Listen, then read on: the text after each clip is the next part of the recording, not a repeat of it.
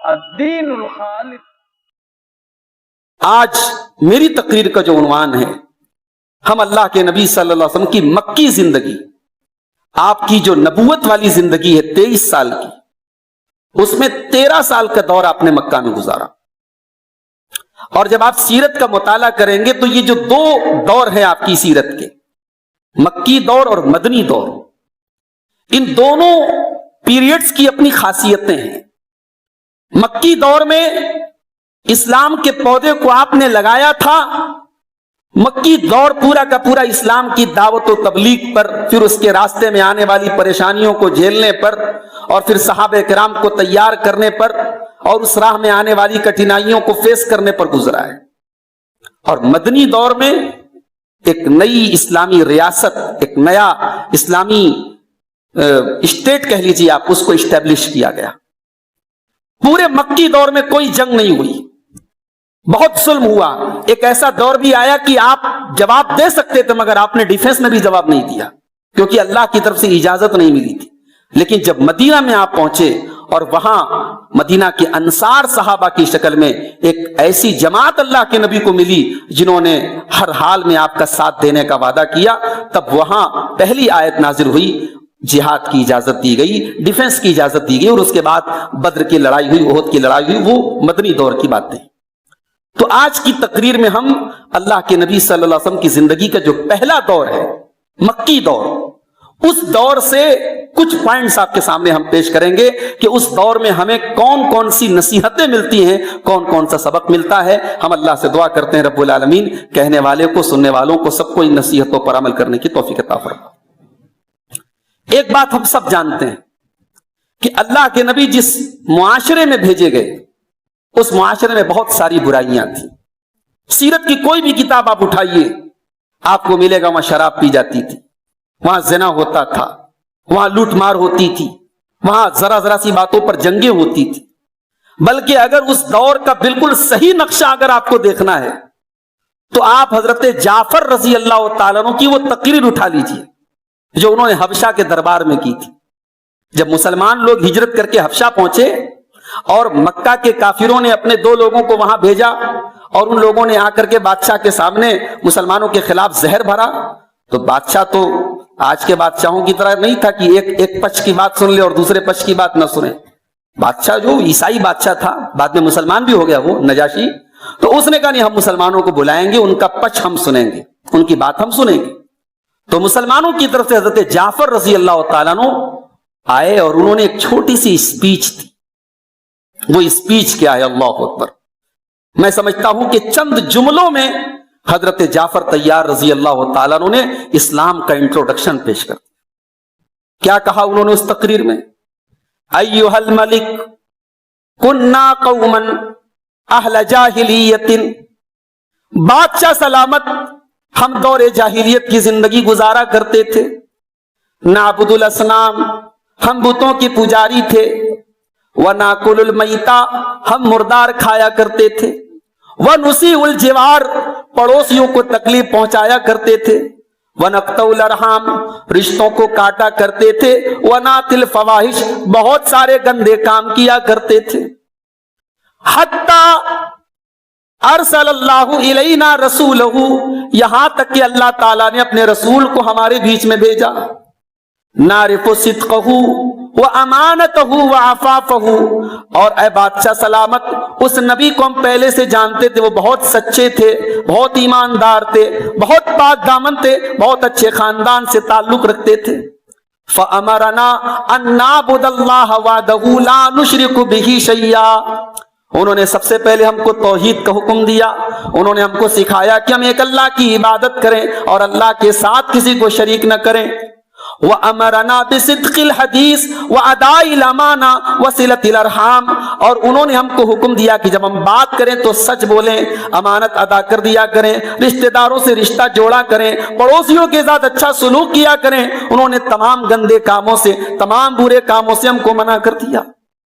بس ہماری یہی غلطی تھی، ہم اس نبی کے اوپر ایمان لائے، ہم ان کے دین میں داخل ہوئے، اور ہمارا پورا شہر ہمارا دشمن بن گیا، اور ہمیں مجبوری میں آ کر کے آپ کے شہر میں پناہ لینی پڑی۔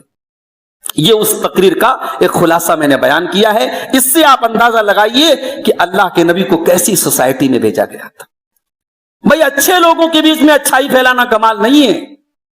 کمال تو یہ ہے کہ جہاں برائی زیادہ ہو وہاں آپ بھلائی کی تبلیغ کریں, وہاں آپ بھلائی پھیلائیں. یہ اللہ کے نبی کی مکی زندگی کا پہلا سبق ہے. اللہ نے آپ کو ایسی جگہ نہیں بھیجا جہاں پھولوں کی سیج ہے اور جا کر کے آپ کو اسلام کی تبلیغ کرنا ہے. نہیں, کانٹوں بھرا راستہ تھا, ہر طرف جہالت ہے, شرک ہے, اندھیرے ہیں, اور اس ماحول میں اللہ تعالیٰ نے اپنے نبی کو نبی بنا کر کے بھیجا تھا. مگر یہاں ایک پوائنٹ اور نوٹ کر لیجیے, اس مکہ کے ماحول میں بہت ساری برائیاں تھیں مگر کچھ اچھائیاں بھی تھیں. بھئی ایک سوال پیدا ہوتا ہے نا, اتنا برا ماحول تھا تو اللہ کے نبی کو وہیں کیوں بھیجا گیا, مکے میں کیوں بھیجا گیا, کہیں اور کیوں نہیں بھیجا گیا؟ کچھ کوالٹیز ایسی تھی وہاں جو دنیا میں کہیں اور نہیں تھی. مثال کے طور پر عرب کے جو لوگ تھے بہادر بہت تھے. اگر عزت کی بات آ گئی تو جان دے دیں گے مگر عزت سے کمپرومائز نہیں کریں گے. یہ چیز اور جگہوں پہ نہیں تھی, وہ عرب کے اندر تھی. سخاوت بہت تھی ان کے اندر. ان میں ایسے ایسے لوگ تھے کہ مہینوں مہینے, سال کی سال دیگیں چڑھی رہتی تھی اور کھانا پکتا رہتا تھا اور گاؤں کھاتا رہتا تھا. ایسے ایسے لوگ تھے ان کے درمیان. اللہ کے نبی کے خاندان کے لوگ جو ہے حاجیوں کو پلانے کے لیے, آپ تاریخ اور سیرت کی کتابیں پڑھیں, بہت بڑا جو ہے بہت بڑے برتن میں اور بہت بڑی دیگ میں ستو گھولا جاتا تھا اور حاجیوں کو ستو کھلایا جاتا تھا. یہ خوبی تھی ان کے اندر. بہادر تھے, سخی تھے, زبان کے پکے تھے. اس لیے اللہ نے اپنے آخری نبی کو ان کے درمیان بھیجا. اچھا, اللہ کے نبی کی پیدائش کے بہت نیئر, بہت قریب میں ایک بہت بڑا واقعہ عرب کے اندر ہوا. واقعہ یہ ہوا کہ یمن کا ایک بادشاہ تھا جس کا نام تھا ابرہا. اس نے خانہ کعبہ کے مقابلے میں اس نے یمن کے اندر ایک عمارت بنوائی تاکہ لوگ خانہ کعبہ کا حج کرنے کے بجائے اس کی بنائی ہوئی اس عمارت کا لوگ آ کر کے طواف کرے اور خانہ کعبہ کی پاپولیرٹی کم ہو جائے. لیکن ہوا کیا, اس کے بنائے ہوئے کلیسا کو لوگوں نے جا کر کے گندا کر دیا. بعض روایات کے مطابق اس میں لے جا کے لوگوں نے لیٹرین کر دیا. اب اس کو بہت برا لگا. اس نے ایک ہاتھیوں کا لشکر تیار کیا. یہ پہلی فوج تھی دنیا میں جو ہاتھیوں میں, جس میں فوجی جو ہے ہاتھی پر سوار ہو کر کے گئے تھے. یہ بڑی یعنی اس دور کے حساب سے بڑی شاندار فوج تھی اور یہ فوج مکہ پر چڑھائی کرنے کے مقصد سے اور خانہ کعبہ کو گرانے کے مقصد سے یمن سے آئی. اور جب مکہ سے کچھ دور پہنچی, مکہ سے کچھ پہلے, تو اللہ کے نبی کے دادا عبد المطلب کے کچھ اونٹوں کو ابرہا کے سپاہیوں نے پکڑ لیا, قبضہ کر دیا. عبد المطلب آئے اور ابرہا سے کہا کہ بھائی صاحب, آپ کے سپاہیوں نے میرا اونٹ لے لیا ہے, مجھے واپس کر دے. ابرہا نے کہا بھائی تم کون ہو؟ کہا میں عبد المطلب ہوں, میں خانہ کعبہ کا متولی ہوں, میں اس مسجد حرام کا متولی ہوں. کہا عجیب آدمی ہو یار, تمہاری مسجد کو توڑنے آیا ہوں, تمہارے خانہ کعبہ کو توڑنے آیا ہوں, تم اپنے اونٹوں کی فکر کر رہے ہو. تو عبد المطلب اگرچہ اسلام پہ نہیں تھے, توحید پہ نہیں تھے, لیکن بہرحال خانہ کعبہ کی تولیت کا کام ان کے ذمہ تھا. تو انہوں نے اس موقع پر بڑی پوائنٹ کی بات کہی تھی. انہوں نے کیا کہا کہ انا رب الابل, اے ابراہیم میں اونٹوں کا مالک ہوں, وَإِنَّ لِهَذَا الْبَيْتِ رَبًّا, اور اس گھر کا مالک کوئی اور ہے, يَحْمِيهِ, مجھے یقین ہے وہ اپنے گھر کو بچا لے گا. یعنی مشرک تھے, بتوں کی پوجا کرتے تھے, مگر یہ عقیدہ تھا کہ خانہ کعبہ اللہ کا گھر ہے اور اللہ اپنے گھر کو بچا لے گا. اور اس کے بعد دنیا نے دیکھا کہ ابرہا کے ہاتھیوں کا رخ جب خانہ کعبہ کی طرف کیا جاتا تو بیٹھ جاتے تھے, وہ آگے نہیں بڑھتے تھے, اور کسی اور سائیڈ میں کیا جاتا تھا چلنے لگتے تھے. اور پھر اللہ تبارک و تعالیٰ نے اس ہاتھیوں کے لشکر کو تباہ کرنے کے لیے, اللہ اکبر, اللہ نے ہاتھی سے بڑا کوئی جانور نہیں بھیجا. الم تر کیف فعل ربک باصحاب الفیل الم یجعل کیدہم فی تضلیل وارسل علیہم طیرا ابابیل ترمیہم بحجارۃ من سجیل فجعلہم کعصف مأکول. اے نبی آپ وہ منظر یاد کیجیے جب اللہ نے ہاتھی والوں کے ساتھ کیا کیا. اللہ نے پرندوں کو بھیجا. اچھا, یہاں ابابیل کا لفظ آیا ہے. بعض لوگ یہ سمجھتے ہیں کہ ابابیل چڑیا بھیجی تھی اللہ نے. نہیں, ابابیل کا مطلب عربی میں وہ چڑیا نہیں ہوتا ہے. ابابیل کا مطلب ہوتا ہے جھنڈ، طیرن ابابیل، چڑیوں کا جھنڈ آیا تھا. وہ ابابیل پرندہ نہیں تھا، وہ کوئی اور چڑیا تھی، چھوٹی چھوٹی چڑیا تھی. اور چنے کی دال کے برابر چھوٹی چھوٹی کنکریاں ان کی چونچ میں اور ان کے پنجوں میں تھی، اور وہ ایٹم بم بن کر کی گرتی تھی. سارے ہاتھیوں کا پورا لشکر تباہ ہو گیا. اور ابرہا کا تو وہ حال ہوا کہ وہاں سے بھاگ کے یمن پہنچا اور پورے جسم کے اوپر زخم اور پھوڑے پھنسی مواد بھر گئے، اور اس کے بعد بڑی کتوں کی موت مرا تھا وہ انسان. یہ واقعہ اللہ کے نبی کی پیدائش کے 40 دن پہلے ہوا تھا. اس واقعے کے اندر اللہ تبارک و تعالیٰ نے ایک میسج دیا تھا مکہ والوں کو کہ دیکھو اللہ وہ ہے جس کا حکم ہاتھی مانتا ہے، اور جس کے حکم پر اللہ اگر چاہے تو چھوٹے چھوٹے پرندوں کے ذریعے اتنے بڑے لشکر کو تباہ کر سکتا ہے. وہ اللہ اپنا آخری نبی تمہارے درمیان بھیجنے والا ہے. اگر تم نے اس کی نافرمانی کی تو اللہ تمہارا انجام بھی ہاتھیوں والے لشکر جیسا کر سکتا ہے. اس کے بعد اللہ کے نبی پیدا ہوتے ہیں. آپ جانتے ہیں پیدائش کی تاریخ میں بہت اختلاف ہے. یہ 12 ربیع الاول کی تاریخ مشہور ہے، کوئی کنفرم تاریخ نہیں ہے. اور یہ کنفرم تاریخ کا نہ ہونا اس بات کا ثبوت ہے کہ اس تاریخ پیدائش کے دن کو ایک سیلیبریشن کے طور پر اور ایک تہوار کے طور پر منانے کا اسلام میں کوئی کانسیپٹ نہیں تھا. بھائی عید کا تہوار ہے، کنفرم ہے کہ 1 شوال کو آنا ہے. عید الاضحیٰ کا تہوار ہے، کنفرم ہے 10 ذی الحجہ کو آنا ہے. اس میں کوئی ڈسپوٹ نہیں، کوئی اختلاف نہیں. اگر نبی اکرم صلی اللہ علیہ وآلہ وسلم کی پیدائش کا دن اگر جشن کا دن ہوتا اور تہوار کا دن ہوتا تو اس دن بھی کنفرمیشن ہوتا. کوئی کنفرمیشن نہیں. مولانا احمد رضا خان بریلوی مکتب فکر کے بہت بڑے عالم ہیں. ان کی کتاب میں آپ پڑھ لیجئے، اس میں انہوں نے 12 ربیع الاول کو پیدائش کی تاریخ نہیں بتایا، کوئی اور تاریخ بتائی. غالباً 3 یا 4 ربیع الاول انہوں نے بتائی ہے. اور ہمارے ہندوستان کے علماء سیرت میں جن کو سارے مسلک کے لوگ جن کو بڑے احترام کی نظر سے دیکھتے ہیں، علامہ سلیمان منصور پوری جو رحمت للعالمین کے مصنف تھے، اہل حدیث عالم تھے، مگر بڑے بڑے دوسرے جماعت کے بھی علماء نے کہا کہ اتنی محبت میں ڈوب کر کے کسی نے کتاب نہیں لکھی جیسے یہ کتاب لکھی گئی. بڑی پاپولیرٹی اس کتاب کو اللہ نے دی ہے. مولانا علی میاں ندوی کہتے ہیں کہ طالب علمی کے دور میں اپنے گھر سے پیسے تھوڑے پیسے بچا کر کے میں نے بچپن میں جو کتاب پڑھی تھی یہ کتاب پڑھی تھی. اپنے نوجوانوں سے کہا تھوڑی اردو اس کی ٹف ہے، تھوڑی آپ کو ڈکشنری کی ہیلپ لینی پڑے گی، مگر زندگی میں موقع ملے تو ایک مرتبہ یہ کتاب ضرور پڑھ لینا. 3 جلدوں میں کتاب ہے رحمت للعالمین مولانا سلیمان منصور پوری کی. انہوں نے تحقیق کر کے اور کیلکولیٹ کر کے بتایا کہ نہیں صاحب 9 ربیع الاول کو پیدائش ہوئی تھی اللہ کے نبی. تو اب یہ ایک الگ مسئلہ ہے، لیکن یہ متفق علیہ بات ہے کہ سوموار کے دن اللہ کے نبی پیدا ہوئے. کہاں پیدا ہوئے؟ اچھا، مکہ میں اس وقت قریش کا قبیلہ تھا، بنو کنانہ کا قبیلہ تھا، بنو خزاع کا قبیلہ تھا، بنو بکر کا قبیلہ تھا، اور احابیش کے نام سے ایک قوم تھی. یہ 5 قومیں اس وقت پورے مکے کے اندر رہتی تھی. اس میں جو سب سے عزت والا، سب سے معزز اور جس کو سارے عرب میں بڑی عزت کی نظر سے دیکھا جاتا تھا وہ قریش کا قبیلہ تھا. اور قریش میں بھی جو خاندان سب سے اعلیٰ مانا جاتا تھا وہ بنو ہاشم کا تھا. اللہ تعالیٰ نے اپنے آخری نبی کو قریش قبیلے میں بنو ہاشم کے گھرانے میں اللہ تعالیٰ نے اپنے نبی کو بھیجا. جناب عبد المطلب کے گھر میں آپ پیدا ہوئے. حضرت آمنہ آپ کی ماں تھی اور آپ کے والد کا نام عبداللہ تھا، اور سوموار کے دن آپ کی پیدائش ہوئی. صحیح روایات کے مطابق آپ کی پیدائش پر شام کے شہر بصرہ کے میں روشنی دیکھی گئی. گویا آپ ایک نور ہدایت بن کر کے دنیا میں آئے. آپ کے ذریعے دنیا کو اسلام کی روشنی ملنے والی تھی. اور اللہ اکبر، اللہ کا آخری نبی یتیم پیدا ہوتا ہے. اللہ نے اپنے نبی کو یتیم پیدا کیا. آپ پیدا ہوئے، باپ کا سایہ نہیں تھا.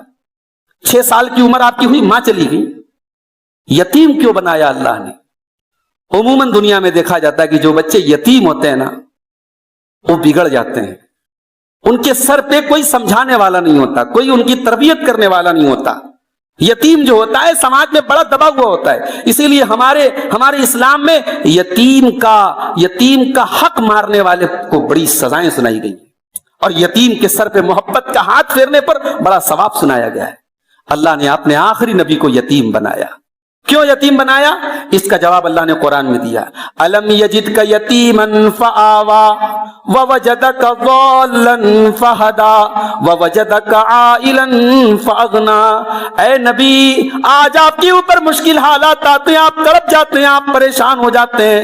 اے نبی، آپ وہ دور یاد کیجئے جب آپ یتیم تھے لیکن اللہ نے آپ کو بکھرنے نہ دیا، اللہ نے اس وقت بھی آپ کا خیال رکھا، اللہ نے آپ کی پرورش میں کوئی کمی نہ آنے دی، زمانے کے انقلابات نے آپ کے اوپر کوئی تبدیلی نہیں ڈالی، آپ یتیم ہونے کے باوجود کسی بری چیز میں آپ کبھی نہیں پڑے، یتیم تھے آپ۔ یتیم بگڑ جاتے ہیں عام طور سے سماج میں، ہمارا مشاہدہ یہی، ہمارا ایکسپیرینس یہی ہے، مگر اللہ کے پیارے نبی یتیم ہونے کے باوجود دور جاہلیت کی تمام برائیوں سے ہمیشہ دور ہیں۔ اور آگے بڑھیے، بکریاں چرائیں آپ نے، جب آپ کچھ سمجھدار ہوئے، نوعمر ہوئے، آپ نے بکریاں چرائیں، اور اللہ کے نبی کی حدیث ہے کہ ہر نبی نے بکری چرائی۔ علماء نے اس پر بھی یعنی بحث کی ہے کہ یہ کیوں اللہ نے اپنے نبیوں سے بکری کیوں چروائی، تو اس پر ریسرچ کی ہے علماء نے اور کہا کہ نہیں، بکری چرانے کا کام جو ہے نا، یہ دنیا کا بڑا ٹف کام ہے۔ بکری چرانے کا کام بڑا ٹف کام ہے، یہ آسان کام نہیں ہے۔ بکریوں کو سنبھالنا اور پھر اس کی نگہداشت کرنا، اللہ نے اپنے نبیوں سے بکریاں چروائی۔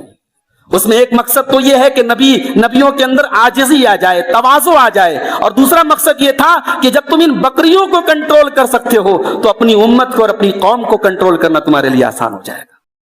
پھر اور آگے بڑھیے، بچپن کے بعد اللہ کے نبی صلی اللہ علیہ وسلم کی جوانی کا دور آیا۔ کیسی جوانی تھی؟ بالکل بے داغ جوانی۔ اس جوانی میں نہ نظروں کی نہ نظریں بہک رہی ہیں، نہ اپنی جوانی کا غلط استعمال ہے۔ آپ کی جوانی بالکل آئینے کی طرح پاک اور صاف ہے۔ جیسے ہی آپ جوان ہوئے، آپ کو احساس ہوا کہ اب مجھے اپنے چچا ابو طالب کا ساتھ دینا چاہیے، انہوں نے باپ بن کے پالا ہے، دادا کے انتقال کے بعد اب مجھے ساتھ دینا چاہیے۔ چچا کے ساتھ تجارت کے سفر میں آپ جانے لگے، اور تجارت جب آپ نے شروع کی تو تجارت کے میدان میں بھی آپ نے ٹرانسپیرنسی سے کام لیا۔ آپ کی تجارت بالکل شیشے کی طرح صاف، کوئی مکر و فریب نہیں۔ آج آپ دیکھ لیں سماج میں لمبی لمبی داڑیاں، ماتھے پر سجدے کے نشان، اور لین دین کر لو تو سمجھ میں آ جاتا ہے صاحب سارا تقویٰ جو ہے نا وہ بس دکھاوٹی اور ظاہری ہے، لین دین بتا دیتا ہے صاحب یہ کتنے بڑے متقی ہیں۔ معاف کیجیے گا، یہ ہمارے سماج کی بڑی کڑوی حقیقت ہے۔ اللہ کے نبی کی تجارت بھی ہمارے لیے نمونہ ہے۔ آپ کی تجارت بالکل ٹرانسپیرنٹ اور صاف ستھری تھی، اور آپ کی تجارت کی اسی ایمانداری کو دیکھ کر مکے کی ایک بڑی معزز خاتون تھی حضرت خدیجہ بنت خویلد، انہوں نے آپ کو نکاح کا پیغام بھیجا، اور 25 سال کی عمر میں آپ نے حضرت خدیجہ سے نکاح کیا۔ اور حضرت خدیجہ نہایت نیک خاتون تھی اور شوہر کی وفادار، اتنی محبت کرتی تھی اللہ کے نبی سے، اور اپنا سب کچھ انہوں نے لٹا دیا اپنے نبی کے لیے۔ اور اللہ کے نبی کی زندگی میں ہم دیکھتے ہیں کہ اللہ کے نبی نے دو لوگوں کا احسان کبھی نہیں بھولیا، دو لوگوں کے احسان کو آپ نے ہمیشہ یاد رکھا۔ ایک خدیجہ کے احسان کو آپ نے ہمیشہ یاد، یہ بھی نبی کی زندگی کا ایک سبق ہے۔ احسان فراموشی نہیں ہونی چاہیے۔ اگر کسی کا ہمارے اوپر احسان ہے، ہم کتنے بھی بڑے ہو جائیں، ہم ترقی اور بلندی کی معراج پر پہنچ جائیں، ہمارے جو محسنین ہیں ہمیں یاد رکھنا چاہیے، جنہوں نے ہمیں انگلی پکڑ کے چلنا سکھایا ہو انہیں ہمیں یاد رکھنا چاہیے۔ اللہ کے نبی خدیجہ کو کبھی نہیں بھولے۔ آپ خدیجہ کے انتقال کے برسوں بعد بھی گوشت بنتا تھا، حدیث میں آتا اپنے ہاتھوں سے گوشت کے پیس بناتے تھے، خدیجہ کی سہیلیوں کا بھجواتے تھے، خدیجہ کا نام لے لے کے ان کو یاد کرتے تھے۔ ایک مرتبہ حضرت خدیجہ کی بہن آئی، دروازے پر انہوں نے آواز دی، اللہ کے نبی کو خدیجہ کی یاد آ کہ آپ نے کہا ہے خدیجہ، خدیجہ کا نام لے کر آپ نے آہ بھری۔ حضرت عائشہ نے ایک بار تھوڑا ناراضگی کا اظہار کیا، سوتن کے اندر ایک غیرت ہوتی ہے۔ حضرت عائشہ نے کہا کہ اللہ کے نبی کیا بات ہے، آپ خدیجہ کو اتنا یاد کرتے ہیں؟ کہا کہ ہاں، واسطنی بے نفسہا و مالہا، خدیجہ وہ ہے جس نے اپنے جان اور مال کے ذریعے ہمیشہ میرا ساتھ دیا، خدیجہ وہ ہے جس سے اللہ نے مجھے اولاد دی۔ ابراہیم کے علاوہ ساری اولاد آپ کی حضرت خدیجہ کے پیٹ سے پیدا ہوئی۔ خدیجہ کو آپ کبھی نہیں بھولے۔ اور دوسری شخصیت کون تھی؟ جناب ابو بکر صدیق رضی اللہ تعالیٰ عنہ کی تھی۔ اللہ کے نبی نے اپنے مرض الموت میں اپنا آخری خطبہ جو دیا، اس خطبے میں آپ نے کھڑے ہو کے کہا تھا، او لوگو، اللہ تعالیٰ نے اپنے ایک بندے کو اختیار دیا ہے کہ چاہو تو تم دنیا کی زندگی لے لو، اور چاہو تو میرے پاس آ جاؤ اور میری نعمتوں کا مزہ لے لو۔ اللہ کے اس بندے نے اللہ کے پاس جانے کو سلیکٹ کر لیا اور اللہ کی نعمتوں کو منتخب کر لیا. ابھی نبی نے اتنا کہا تھا, صحابہ چپ چاپ سن رہے ہیں, اور ابو بکر صدیق زار و قطار روئے جا رہے ہیں اور کہہ رہے فدیناک بآبائنا و امہاتنا, یا رسول اللہ میرے ماں باپ آپ پر قربان ہو جائیں. صحابہ کہتے ہیں ہمیں بڑی حیرت ہوئی, نبی تو کامن بات کر رہے ہیں, نبی تو جنرل بات کر رہے ہیں, یہ ابو بکر رو کیوں رہے ہیں؟ لیکن صحابہ کہتے ہیں ہمیں بعد میں پتہ چلا, ہمیں بعد میں احساس ہوا کہ اللہ کے نبی کسی اور کی بات نہیں کر رہے تھے, اپنی بات کر رہے تھے, اور اللہ کے نبی یہ اشارہ کر رہے تھے کہ اب دنیا سے میں اللہ کے پاس جانے والا ہوں, اب میرے سفر آخرت کا ٹائم قریب ہے. اسی خطبے میں اللہ کے نبی نے کہا تھا ان من من الناس علی فی صحبته ومالہ ابا بکر, میرے اوپر اپنی صحبت کے ذریعے, اپنے مال کے ذریعے سب سے زیادہ اگر کسی کا احسان ہے تو ابو بکر صدیق کا احسان ہے. او لوگو, مسجد نبوی کے اندر جتنے لوگوں کے دروازے ہیں اور کھڑکیاں ہیں, سب کے دروازے کھڑکیاں بند کر دیے جائیں, سوائے ابو بکر صدیق کے ان کا دروازہ بند نہ کیا جائے. او لوگو کان کھول کر کے سن لو, اگر میں دنیا میں کسی کو خلیل بناتا تو ابو بکر کو خلیل بناتا, مگر میرا خلیل اللہ ہے. میں دنیا میں محبت رکھتا ہوں اور دوست رکھتا ہوں, لیکن خلیل کا رشتہ میرا اللہ کے ساتھ ہے. یہ ابو بکر صدیق تھے. تو خدیجہ کے ساتھ آپ کا نکاح ہوا.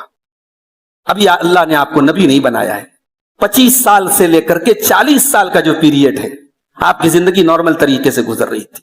آپ اپنے معاشرے کے حالات دیکھ کر کے کوڑھا کرتے تھے, شرک دیکھ کر کے, زنا دیکھ کر کے, خون خرابہ دیکھ کر کے آپ کوڑھا کرتے تھے, مگر آپ کو ابھی اللہ کی طرف سے کوئی راستہ بتایا نہیں گیا تھا. آپ اپنے گھر سے کافی دور ہیرا کی پہاڑی پہ جاتے تھے, غار ہیرا میں جاتے تھے, اور وہاں بیٹھ کر کے آپ اللہ کو یاد کرتے تھے. ابھی اللہ کو یاد کیسے کرنا ہے یہ بھی طریقہ اللہ نے بھی آپ کو نہیں بتایا ہے, لیکن آپ اپنے انداز میں اپنے خالق کو یاد کرتے تھے. اسی وقت آپ کو سچے خواب آنے شروع ہو گئے تھے, جو ایک انڈیکیٹر تھا کہ اب آپ کو اللہ تعالیٰ اپنا نبی بنانے والا ہے. جب آپ 40 سال کے ہوئے, اللہ نے حضرت جبریل کو بھیجا اسی غار ہیرا کے اندر, اور قرآن کی پہلی 5 آیتیں آپ کے اوپر نازل ہوئی. کون سی پہلی 5 آیتیں؟ اقرا بسم ربک الذی خلق خلق الانسان من علق اقرا وربک الاکرم الذی علم بالقلم علم الانسان ما لم یعلم. یہ قرآن کی پہلی 5 آیتیں تھیں جو اللہ کے نبی پر اتری تھی, اور حضرت جبریل نے آپ کو بتا دیا کہ اللہ نے آپ کو آخری نبی بنایا ہے, اور ساری انسانیت کو آپ کو یہ راستہ بتانا ہے. ساری انسانیت کے لیے آپ اللہ کے رسول. گرمی کا موسم تھا, لیکن آپ کانپنے لگے. ذمہ داری میرے بھائی, آج لوگ ذمہ داری کے لیے لڑا کرتے ہیں, عہدوں کے لیے لڑا کرتے ہیں, کرسیوں کے لیے لڑا کرتے ہیں. جس کو عہدے اور کرسی اور ذمہ داری کا مطلب سمجھ میں آ جائے وہ اپنا دامن چھوڑانے نہیں, مجھے نہیں چاہیے یہ ذمہ داری. اللہ کے نبی نے اپنے صحابہ سے کہا تھا کبھی ذمہ داری کا سوال مت کرو, اگر بغیر مانگے دی جائے تو اللہ مدد کرے گا, اور مانگ کر کے لوگے تو اللہ مدد نہیں کرے گا. اللہ تعالیٰ نے اپنے نبی کے اوپر نبوت کی ذمہ داری ڈالی. اللہ کے نبی گھبرائے گھر آئے, اور آپ نے آ کر کے اپنی بیوی حضرت خدیجہ سے کہا زملونی, خدیجہ مجھے جلدی سے چادر اڑا دو, مجھے کوئی کمبل لا کے دے دو, مجھے بڑی سردی محسوس ہو رہی. وفادار بیوی نے جلدی سے چادر لا کے اڑائی. کیا بات ہے میرے سرتاج, کیوں اتنے گھبرائے, کیوں کانپ رہے ہیں, کیا معاملہ ہے؟ آپ نے پورا واقعہ بتایا. ایک وفادار بیوی کا کردار کیا ہوتا ہے. اللہ اکبر. میری مائیں بہنیں پڑھیں سیرت حضرت خدیجہ کی.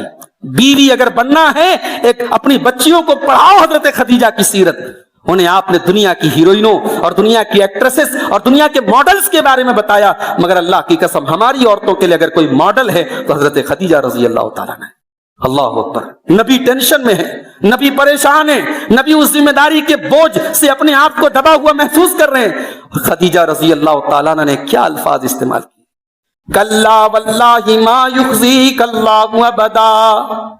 اے میرے سرتاج, اللہ تعالیٰ کبھی آپ کو رسوا نہیں کرے گا, ذلیل نہیں کرے گا. انک لتصل الرحم وتکسب المعدوم وتخرج الضعیف وتعین علی نوائب الحق. اے میرے سرتاج, آپ تو رشتہ داروں سے رشتہ جوڑا کرتے ہیں, آپ تو مہمانوں کی مہمان نوازی کیا کرتے ہیں, آپ تو بے سہاروں کے سہارا ہیں, بیکاروں کو کام دلانے والے ہیں, آپ تو سچائی کے راستے میں لوگوں کی مدد کرنے والے ہیں. اے میرے سرتاج, اگر اللہ نے آپ کے اوپر یہ ذمہ داری ڈالی ہے تو اس ذمہ داری کو اللہ ضرور پورا کرائے گا, اللہ آپ کو رسوا نہیں کرے گا. یہ الفاظ تھے حضرت خدیجہ. اس میں ایک پیغام اور بھی ہے کہ اللہ کے نبی ابھی نبوت کا آپ نے اعلان نہیں کیا ہے، مگر خدیجہ رضی اللہ تعالیٰ عنہ نے چند الفاظ میں آپ کی نبوت کے پہلے کی زندگی کا نقشہ کھینچ دیا۔ بھائی آپ اسلام کے دائی ہیں، آپ مسلمان ہیں، آپ کی نماز بعد میں دیکھی جائے گی، آپ کا روزہ بعد میں دیکھا جائے گا، آپ کی زکوٰۃ بعد میں دیکھی جائے گی، آپ کا کیریکٹر پہلے دیکھا جائے گا، آپ کی سیرت پہلی دیکھی جائے گی۔ نبی اکرم نے اپنی نبوت کے اعلان کے پہلے اپنی سیرت کا لوہا منوایا ہے۔ آپ کی 40 سال تک کی جو زندگی ہے، اس زندگی پہ کوئی داغ نہیں ہے، کوئی دھبا نہیں ہے۔ ہر مصیبت میں لوگوں کے کام آنے والے، لوگوں کا جھگڑا چکانے والے، اچھے کاموں میں سپورٹ کرنے والے، برائی سے دور رہنے والے، وہ 40 سال کی زندگی بھی میرے بھائیوں ہمارے مطالعے کی چیز، ہمارے پڑھنے کی چیز ہے۔ بہرحال حضرت خدیجہ نے آپ کو تسلی دی۔ اس کے بعد اپنے چچا زاد بھائی ورقہ ابن نوفل کے پاس گئیں، جو عیسائی مذہب پر تھے اور آسمانی کتابوں کو انہوں نے مطالعہ کیا تھا۔ انہوں نے کہا کہ ہاں، یہ وہی رسول ہیں، یہ وہی رسول ہیں جن کا تذکرہ میں نے پڑھا ہے آسمانی کتابوں میں، اور میں وہ وقت یاد کر رہا ہوں جب ان کی قوم ان کو یہاں سے نکالتی۔ اللہ کے نبی کے لیے تصور کے باہر بات تھی، امیجینیشن کے باہر کی بات تھی کہ مجھے نکال دیا جائے۔ آپ نے کہا او مخرجیہم، میری قوم کے لوگ مجھے نکال دیں گے، مجھ سے اتنی محبت کرتے ہیں، اتنا اونچا مقام دیتے ہیں، سماج میں میرا اتنا اسٹیٹس ہے، لوگ مجھے نکال دیں گے؟ کہاں نکال دیں گے آپ کو؟ اللہ اکبر! اور نکال دیا لوگوں نے۔ آپ سیرت اٹھائیے، اللہ کے نبی کو مکہ چھوڑ کے جانا پڑا، تو وہاں سے آپ نے اسلام کی دعوت شروع کی۔ 3 سال تک آپ نے سیکرٹ دعوت دی، آپ نے چپ کے لوگوں کو اسلام کے بارے بتایا۔ اس دور میں چند لوگ اسلام لائے جن کو ہم السابقون الاولون کہتے ہیں، سب سے پہلے ایمان لانے والے۔ سب سے پہلے کون ایمان لایا؟ سب سے پہلے تو آپ کی بیوی حضرت خدیجہ ایمان لائی۔ انہوں نے تو سنتے ہی فوراً کہا کہ میں گواہی دیتی ہوں کہ آپ اللہ کے رسول ہیں۔ پھر اس کے بعد آپ نے اپنے دوست، آپ کے سے 2 سال چھوٹے تھے حضرت ابوبکر صدیق، آپ نے ان کے سامنے اسلام پیش کیا۔ حضرت ابوبکر صدیق نے فوراً کہا کہ اے اللہ کے نبی، میں آپ کو اللہ کا رسول مانتا ہوں، میں تصدیق کرتا ہوں آپ کی۔ یہ ابوبکر صدیق کا کمال تھا۔ اللہ کے نبی کبھی کبھی کوئی عجیب بات بھی بیان کرتے تھے نا، تو صحابہ سے کہتے تھے میں گواہی دیتا ہوں، میرا ابوبکر گواہی دیتا ہے، میرا عمر گواہی دیتا ہے۔ حالانکہ اس مجلس میں ابوبکر ہوتے نہیں تھے، عمر ہوتے نہیں تھے، مگر اللہ کے نبی کو اتنا کانفیڈنس تھا کہ میں نے کہہ دیا تو ابوبکر تو تصدیق کر ہی دیں گے۔ یہ ہوتی ہے دوستی، اور یہ ہوتی ہے ایک تصدیق اور ایمان اور محبت، اس کو کہتے ہیں کہ نبی نے کہا ہے تو سچ کہا ہے۔ تو پہلے ایمان لایا ابوبکر صدیق۔ اس کے بعد حضرت علی رضی اللہ تعالیٰ، جن کی عمر بھی 10 یا 11 سال کی تھی۔ اچھا، یہاں ایک نقطہ اور یاد رکھیے، اللہ کے نبی کو پالا ابو طالب نے، مگر بعد میں ابو طالب کی فائنینشیل کنڈیشن کمزور ہو گئی، مکے میں قحط سالی آ گئی اور تجارت کا معاملہ رک گیا، تو اللہ کے نبی نے اپنے چچا کا بدلہ چکانے کے لیے ان کے ایک بیٹے کو گود لے لیا۔ حضرت علی کو گود لیا تھا آپ نے، اور حضرت علی ابو طالب کے دوسرے بیٹے تھے جعفر، ان کو گود لیا تھا حضرت عباس نے۔ یہ اس زمانے میں لوگ ایک دوسرے کے بچوں کو سپورٹ کرنے کے لیے گود لے لیتے تھے، تو اللہ کے نبی نے حضرت علی کو گود لیا تھا۔ حضرت علی اللہ کے نبی کی تربیت میں پلے بڑے تھے، 10 سال کے آپ تھے، حضرت علی نے فوراً کہا کہ میں ایمان لاتا ہوں آپ کے اوپر۔ تو بچوں میں سب سے پہلے حضرت علی ایمان لائے، اور پھر اس کے بعد حضرت زید رضی اللہ تعالیٰ عنہ، جو اگرچہ آزاد تھے مگر غلام بن کر کے آئے تھے، وہ بھی ایمان لائے۔ تو یہ پہلی کھیپ ہے مسلمانوں کی، سیکرٹ طریقے سے اللہ کے نبی اسلام کی دعوت کا کام کرنے لگے۔ پھر ابوبکر صدیق رضی اللہ تعالیٰ عنہ نے اپنی محنت سے، اپنی کوشش سے کچھ لوگوں کو اسلام کے بارے میں بتایا، اور آپ یقین کیجئے ابوبکر صدیق رضی اللہ تعالیٰ عنہ کی محنت سے وہ لوگ ایمان لائے جو ٹاپ 10 مسلمان تھے۔ بھئی ٹاپ 10 مسلمان کون تھے؟ ہمارا اور آپ کا ایمان ہے کہ صحابہ میں سب سے اونچا مقام کس کا ہے؟ عشرہ مبشرہ کا ہے۔ وہ 10 صحابہ جن کا نام لے کر کے اللہ کے نبی نے جنتی ہونے کی بشارت دی ہے، ابو بکر صدیق، عمر فاروق، عثمان غنی، حضرت علی، حضرت طلحہ، حضرت زبیر، حضرت سعد بن ابی وقاص، حضرت سعید بن زید، حضرت عبد الرحمن بن عوف، حضرت ابو عبیدہ بن جراح، ٹوٹل 10 صحابہ ہیں جن کو عشرہ مبشرہ کہا جاتا ہے۔ ان 10 صحابہ میں حضرت عمر کو چھوڑ دیجئے، وہ بعد میں ایمان لائے، باقی جتنے لوگ ہیں وہ سب حضرت ابو بکر صدیق کی کوششوں سے ایمان لائے، عثمان غنی ان کی کوشش سے ایمان لائے، طلحہ، زبیر، عبد الرحمن ابن عوف، حضرت ابو عبیدہ ابن جراح، یہ ٹاپ کے صحابہ، یہ کس کی محنت سے ایمان لائے؟ ابو بکر صدیق کی محنت سے ایمان لائے۔ اور علماء نے لکھا ہے کہ ابو بکر صدیق جو تھے نا، ان کا بھی اخلاق نبی کے اخلاق کے جیسا تھا، بالکل same to same photocopy تھی اللہ کے نبی کے اخلاق کی۔ یہی وجہ ہے کہ جب ابو بکر صدیق رضی اللہ تعالیٰ عنہ ایک مرتبہ مکہ چھوڑ کے جانے لگے مایوس ہو کر کے، تو ان کا ایک دوست ملا راستے میں، اس نے کہا کہاں جا رہے ہو؟ کہا بھائی مکہ چھوڑ کے جا رہا ہوں، مکہ میں اب رہ نہیں سکتا، لوگ رہنے نہیں دے رہے۔ تو اس نے ایک جملہ کہا تھا، اس کا نام ابن دغنا تھا، اس نے کیا کہا تھا؟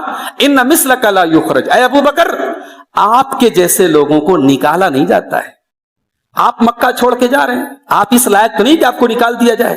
اور ابن دغنا نے سیم وہی ورڈ استعمال کیے تھے جو حضرت خدیجہ نے اللہ کے نبی کے لیے کیے تھے، کہ آپ رشتہ داروں سے رشتہ جوڑتے ہیں، مہمانوں کی مہمان نوازی کرتے ہیں، غریبوں کا ساتھ دیتے ہیں، آپ لوگوں کے کام آتے ہیں، آپ جیسے انسان کو مکہ سے نکالا نہیں جا سکتا۔ اس میں ایک سبق ہے ہم سب کے لیے کہ ہم اگر اسلام کی دعوت دینا چاہتے ہیں، پہلے اپنا کردار بناؤ بھائی۔ کتابیں پڑھنے سے اسلام نہیں پھیلے گا، دنیا آپ کے اسکرپچرز بعد میں دیکھے گی، آپ کے ڈاکومنٹس بعد میں دیکھے گی، آپ کا قرآن بعد میں پڑھے گی، دنیا پہلے آپ کو پڑھے گی، آپ کا کردار پڑھے گی، آپ کی ایمانداری پڑھے گی، آپ کی سچائی پڑھے گی۔ ابو بکر صدیق کے کیریکٹر اور کردار سے یہ ٹاپ کے لوگ اسلام لے آئے۔ اس کے بعد 3 سال کے بعد اب قرآن کی آیت نازل ہوئی، فَاصْدَعْ بِمَا تُؤْمَرْ وَأَعْرِضْ عَنِ الْمُشْرِكِينَ۔ اے نبی اب سیکرٹ طریقے سے دعوت دینے کا دور ختم ہو رہا ہے، اب کھل کر کے دعوت دیجئے۔ سورہ شعراء کی آیت نازل ہوئی، وَأَنذِرْ عَشِيرَتَكَ الْأَقْرَبِينَ۔ اے نبی اپنے خاندان کے لوگوں سے شروعات کیجئے۔ انگلش میں کہاوت ہے چیریٹی بگنز ایٹ ہوم، خیرات اور نیکی کی شروعات گھر سے ہوتی ہے۔ نبی کو یہ نہیں حکم ملا کہ پہلے پورے عرب کی اصلاح کیجیے، کہا پہلے اپنے خاندان کے لوگوں سے اسٹارٹ کیجیے۔ اللہ کے نبی صفا کی پہاڑی پہ چڑھتے، صفا کی پہاڑی پہ چڑھ کر کے اپنے سارے خاندان کے، اچھا صفا کی پہاڑی مکے کا ایک یعنی ٹاپ پلیس تھی، کوئی اہم بات کرنی ہوتی تھی لوگ صفا پہ چڑھتے تھے۔ صفا پہ آپ چڑھے، سارے خاندان کے لوگوں کو بلایا، تمام بنو ہاشم آ گئے، تمام بنو مطلب آ گئے، سارے قریش کے لوگ آ گئے۔ آپ نے فرمایا اے لوگو یہ بتاؤ کہ تم میرے بارے میں کیا عقیدہ رکھتے ہو، کیا تجربہ ہے تمہارا؟ اگر میں یہ خبر دوں کہ اس پہاڑ کے پیچھے کوئی لشکر تم پر حملہ کرنے والا ہے تو کیا تم میری بات کی تصدیق کر لو گے؟ سب نے کہا کہ ہاں ہم تصدیق کر لیں گے۔ ما جربنا کا الا صدقا، ہم نے جب بھی آزمایا ہے آپ کو سچا پایا ہے، آپ کو کبھی جھوٹ بولتے ہوئے نہیں دیکھا ہے۔ آپ نے فرمایا او لوگو جب تم میری بات کو اتنا سچا مانتے ہو تو کان کھول کر کے سن لو، ایھا الناس قولوا لا الہ الا اللہ تفلحوا۔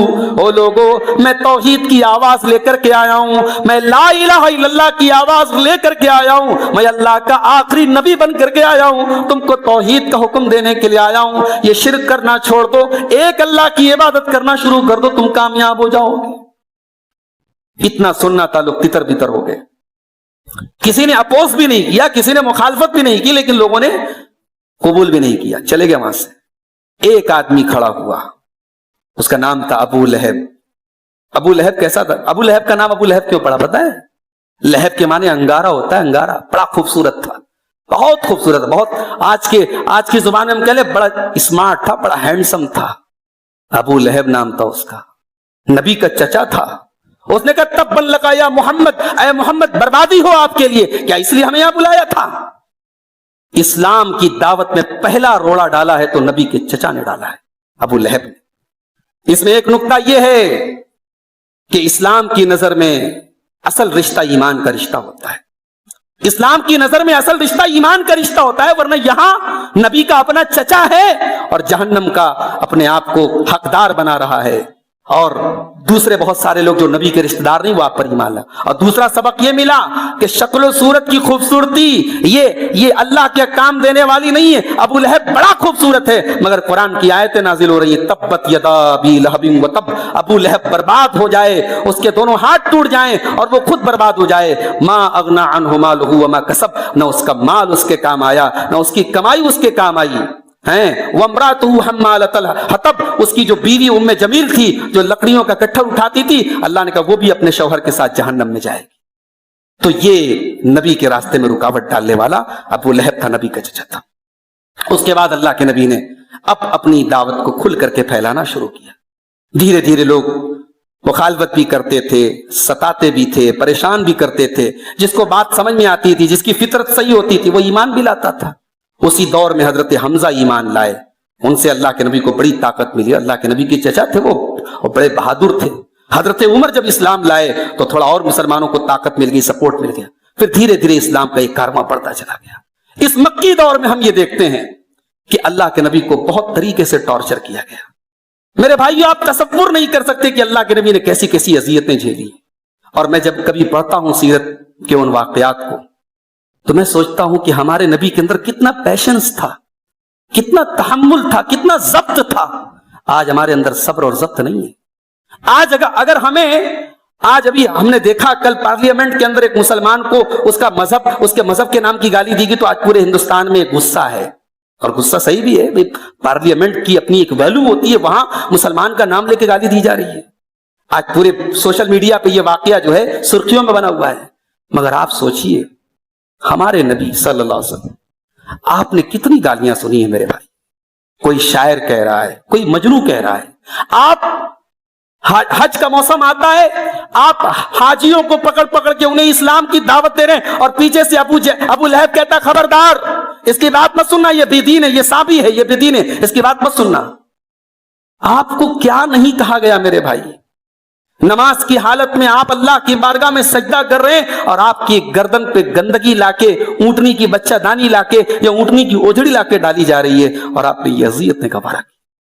کس لیے گوارا کی ہے میرے بھائی؟ کیا نعوذ باللہ نبی کو اپنا نام کرانا تھا؟ نبی کو دنیا کی کوئی پراپرٹی بنانی تھی، کوئی نام کمانا تھا، کوئی عزت کمانی تھی؟ نہیں، نبی کا ایک ہی مقصد تھا، یہ اللہ کے بندے ہدایت پر آ جائیں، یہ جہنم کی آگ سے بچ جائیں۔ وہ نبی محسن انسانیت بن کر کے آئے، وہ نبی انسانیت کو جہنم کی آگ سے بچانے کے لیے آئے، اور اس چیز کی اتنی لگن تھی اللہ کے نبی کے اندر کہ سورہ کہف کی وہ آیت کل آپ نے جمعہ کے دن پڑھی ہوگی، فَلَعَلَّكَ بَاقِعٌ نَفْسَكَ عَلَىٰ آثَارِهِمْ إِن لَّمْ يُؤْمِنُوا بِهَٰذَا الْحَدِيثِ أَسَفًا۔ اے نبی، اگر یہ لوگ اس قرآن کے اوپر ایمان نہیں لائے تو کیا آپ اپنی جان دے دیں گے؟ کیا آپ اپنے آپ کو ہلاک کر ڈالیں گے؟ اے نبی، ان کی اتنی ٹینشن نہ لیجیے۔ اتنی ٹینشن لیتے تھے اللہ کے نبی۔ آپ نے یہ ساری اذیتیں اللہ کی توحید کے لیے گوارا کی۔ ایک وہ وقت بھی آیا، لوگ آپ کے چچا ابو طالب کے پاس پہنچے، کہا آپ بیچ میں سے ہٹ جائیے، آپ کا بھتیجا ہمارے باپ دادا کو برا بھلا کہہ رہا ہے، ہمارے معبودوں کو برا بھلا کہہ رہا ہے، باپ کو بیٹے سے الگ کر رہا ہے، اب بہت ہو چکا، پانی سر سے اونچا ہو چکا ہے، آپ بیچ میں سے ہٹ جائیے، پھر ہم دیکھ لیں گے آپ کے بھتیجے کا کیا کرنا ہے۔ ابو طالب آتے ہیں اللہ کے نبی کے پاس، بیٹا، بھتیجا، اتنا بوجھ نہ ڈال اپنے چاچا کے اوپر جو برداشت نہ کر سکے۔ آج لوگ ایسی باتیں کہہ کے گئے ہیں میری برداشت کے باہر ہیں۔ اللہ اکبر، نبی نے جو جملے کہے ہیں تاریخ میں آج بھی درج ہیں، سیرت میں آج بھی درج ہیں، کہ یا امی لو وضع الشمس فی یمینی والقمر فی یساری الا ان ترکت ھذا الامر۔ اے میرے چچا جان، اگر لوگ میرے داہنے ہاتھ پر سورج رکھ دیں اور بائیں ہاتھ پر چاند رکھ دیں اور کہہ دیں کہ میں اسلام کو چھوڑ دوں، اے چچا جان، مجھ سے یہ کام نہیں ہو سکتا، حتی یظہرہ اللہ، یہاں تک کہ اللہ تعالیٰ اپنے دین کو غالب کر دے، او اہلک فیہ، یا اسی راستے میں محمد ہلاک ہو جائیں، محمد ختم ہو جائیں۔ اے اللہ، اے چچا، میں ختم ہو جاؤں گا مگر اس کام کو نہیں چھوڑ سکتا۔ یہ استقامت تھی اللہ کے نبی کی، اور یہی استقامت جو آپ کے اندر تھی یہ آپ سے سیکھی تھی آپ کے صحابہ نے۔ اور میرا ایک جملہ نوٹ کر لو، ہمارا عقیدہ بھی ہے یہ، جیسے ہم یہ عقیدہ رکھتے ہیں کہ نبی اللہ کے چنے ہوئے نبی ہیں، کوئی اپنی مرضی سے نبی نہیں بنتا، اللہ چنتا ہے، ویسے ہی نبی کے جتنے صحابہ تھے انہیں ہم نے نہیں چنا تھا، انہیں آپ نے نہیں چنا تھا، انہیں اللہ نے چنا تھا۔ کائنات میں کسی اور نبی کو ایسے ساتھی نہیں ملے تھے جیسے میرے نبی کو ساتھی ملے تھے۔ میرے بھائیوں، وہ تکلیفیں، وہ ٹارچرز، آج لوگ ایک آدھار کارڈ کے لیے ایمان بیچ دیتے ہیں، لوگ ذرا سی دنیاوی سہولتوں کے لیے مرتد ہو جاتے ہیں۔ کتنی مسلمان لڑکیاں ہیں عشق اور محبت اور پیار کے نام پہ مرتد ہو جاتی ہیں۔ آج اسلام اتنا حقیر ہو گیا، ایمان اتنا سستا ہو گیا۔ ارے جاؤ پڑھو اپنے نبی کی سیرت، تمہارے نبی نے، تمہارے نبی کے صحابہ نے، وہ بلال حبشی کو دیکھو جو تپتی ریت پہ لیٹا ہے مگر آہت آہت کی صدائیں دے رہا ہے۔ ذرا اس سمیہ کو دیکھو جسے برہنہ کر کے اور بے لباس کر کے اس کے جوان بیٹے کے سامنے شہید کر دیا گیا مگر سمیہ نے ایمان کو نہیں چھوڑا۔ ذرا اس عمار کو دیکھو جس کی آنکھوں کے سامنے اس کی ماں کو شہید کیا گیا۔ ذرا اس یاسر کو دیکھو جس کی آنکھوں کے سامنے اس کی بیوی کو شہید کر دیا گیا۔ صحابہ کرام کی ایک بڑی تعداد ہے جو غریب صحابہ تھے، جو غلام تھے، جو کمزور تھے، ان کو کتنا ستایا گیا میرے بھائی۔ مگر نہ اللہ کے نبی اپنے دین سے ہٹے، نہ صحابہ کرام اپنے دین سے ہٹے۔ اچھا، ڈرایا بھی گیا، آفر بھی دیا گیا، لالچ بھی دیا گیا۔ ایک مرتبہ اللہ کے نبی کے پاس آفر آیا، مکے والوں نے اپنا ایک آدمی بنا کے بھیجا، کہا اے محمد کیا چاہتے ہو؟ کیا چاہتے ہو؟ دولت چاہتے ہو؟ ہم دولت دے دیں گے۔ اگر تم بادشاہت چاہتے ہو، عرب کے بادشاہت کا تاج تمہارے سر پہ رکھ دیں گے۔ کسی خوبصورت عورت سے شادی کرنا چاہتے ہو، تلاش کر لو عرب کی سب سے خوبصورت لڑکی سے تمہاری شادی کر دیں گے۔ بس یہ مشن چھوڑ دو، یہ دعوت چھوڑ دو، ہمارے باپ دادا کا طریقہ ہم سے نہیں چھوڑ سکتا۔ آج بھی دماغوں پر جو پرتیں چڑھی ہیں وہ یہی چڑھی کہ ہمارے باپ دادا غلط تھے، ہمارے بڑے غلط تھے۔ کتنے کام ہیں اسی سماج کے اندر، میں کہتا ہوں جب لوگوں کو بتاتا ہوں سمجھاتا ہوں، لوگ کہتے ہیں ہاں مولوی صاحب بات صحیح ہے، مگر باپ دادا کرتے چلے اس لیے ہم نبھا رہے ہیں۔ میرے بھائیوں، قرآن کہتا ہے سم بکم عمی فہم لا یرجعون، باپ دادا کی اندھی تقلید کرنے والے اندھے ہیں، گونگے ہیں، بہرے ہیں۔ باپ دادا کی اندھی تقلید یہ اہل ایمان کا شیوا نہیں۔ اللہ کے نبی نے اس طریقے سے اپنی دعوت کو پھیلانا شروع کیا، لوگ جوک در جوک اسلام میں آتے رہے، مخالفت کرنے والے مخالفت کرتے رہے۔ اسی دور میں، اسی مکی دور میں 3 سال وہ بھی گزرے ہیں جب مکہ والوں نے ایک معاہدہ طے کیا اور ایک صحیفہ تیار کیا، ایک ڈاکومنٹ تیار کیا کہ تمام خاندان بنو ہاشم کا بائیکاٹ کیا جائے، اللہ کے نبی کے پورے خاندان کا بائیکاٹ کیا جائے، ان سے کوئی رشتہ داری نہیں کرے گا، ان سے کوئی لین دین نہیں کرے گا، ان سے کوئی خرید و فروخت نہیں کرے گا۔ یہ لکھ کر کے خانہ کعبہ کے اندر لٹکا دیا گیا۔ اب اللہ کے نبی کا پورا خاندان، بنو ہاشم اور بنو مطلب، ابو لہب کو چھوڑ کے پورا خاندان آپ کا، وہ شیب ابی طالب ایک گھاٹی تھی اس میں قید ہو گیا۔ 3 سال کوئی معمولی مدت نہیں ہوتی، 3 سال 1000 دن۔ یہ 1000 دن کیسے کٹے ہیں میرے بھائی، اللہ اکبر۔ خاندان رسالت، اللہ کے نبی کے خاندان کے بچوں کے بلکنے کی آواز آتی تھی، پورا مکہ کھا رہا ہے۔ اس خاندان کے لوگ، نبی کے خاندان کے لوگ پتے چبا چبا کے انہوں نے 3 سال گزارے۔ کسی کو ترس آ جاتا تھا، کبھی چپکے سے کوئی سامان پہنچا دیتا تھا، مکے والوں کو پتہ لگتا تھا تو وہ منع کرتے تھے نہیں۔ مگر ان 3 سالوں میں بھی نبی نے اپنا دعوت کا کام نہیں چھوڑا۔ ان 3 سالوں میں بھی جب حج کا سیزن آتا تھا، اللہ کے نبی باہر نکلتے تھے اور حاجیوں کو پکڑ پکڑ کے توحید کی دعوت دیتے تھے، اسلام کی دعوت دیتے تھے۔ 3 سال جب پورا ہوا، اللہ نے اسی قریش کے اندر 5 لوگوں کو تیار کیا جو مسلمان نہیں تھے، کافر ہی تھے، مگر شریف لوگ تھے، اچھے لوگ تھے۔ اس میں ایک نام تھا مطیب بن عدی کا، ایک نام ابو البختری بن ہشام کا۔ یہ 5 قریش کے بڑے بڑے سردار لوگ تھے۔ ان لوگوں نے آپس میں ایک میٹنگ کی اور جا کر کے انہوں نے کہا کہ ہم یہ معاہدہ نہیں، ہم اس کو ختم کر، ہم چین سے کھائیں اور بنو ہاشم کے لوگ اپنے بچوں سمیت بھوکے پیاسے رہے، یہ ہم سے نہیں ہو سکتا۔ انہوں نے جب یہ آواز لگائی تو اور لوگوں کو بھی جوش پیدا ہوا۔ پھر اس کے بعد ابو طالب آئے، انہوں نے کہا کہ میرا بھتیجا کہتا ہے کہ وہ جو صحیفہ تم نے لٹکایا ہے خانہ کعبہ کے اندر، اس کو دیمک چاٹ گیا ہے، صرف اللہ کا نام اس میں باقی بچا ہے، باقی سب ختم ہو گیا ہے۔